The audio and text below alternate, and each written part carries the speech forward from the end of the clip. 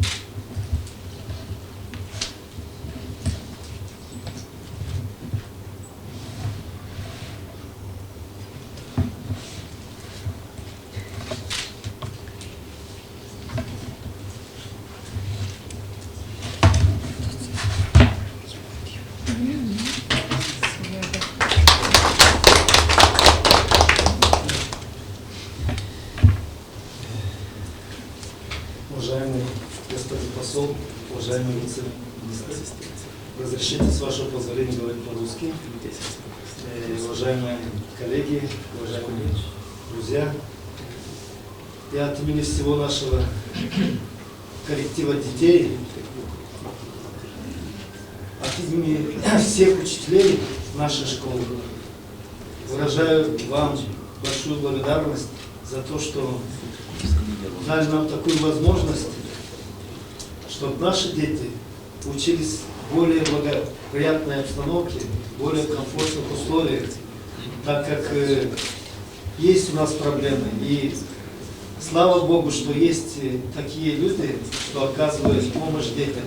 А здоровье детей прежде всего надо беречь с молоду. Noi primim, adică mai multe cu solicitare și după aceea noi vedem mai întâi aceasta cu proiect și după aceea colega noastră vizitează în fiecare adică institut și proiect și se vede și să facă o schimb de opinii și noi trebuie să înțelegem ce rezultate, ce semnificare are.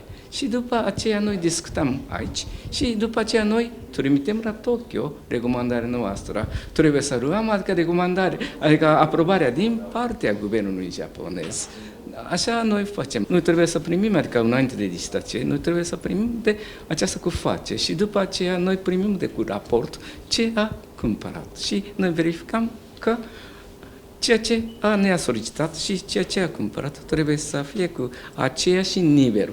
Da, și facem așa și în cazul în care, dacă există cu diferența, se poate să cumpere încă o dată. Totuși aceasta trebuie să ia aprobarea din partea noastră și noi verificăm până la capăt, până la un bani. Этот проект нам нужен был как воздух, потому что долгие годы школа, именно проблема была в отоплении. И комфортные условия, конечно, должны быть для детей. И мы искали все возможности, чтобы создавать их, и потихонечку мы их создаем. И слава Богу, что японская компания и вот этот проект Кусанона пошли к нам навстречу. И мы сегодня просто счастливы тем, что попали в этот проект. И японское правительство выделяет эти деньги для системы отопления. К сожалению, этих денег полностью не хватает на всю школу, но надеюсь на исполком Народное собрание Гагаузии, чтобы поддержать, потому что этот наш лицей самый большой и практически один из самых больших лицеев у нас в Гагаузии.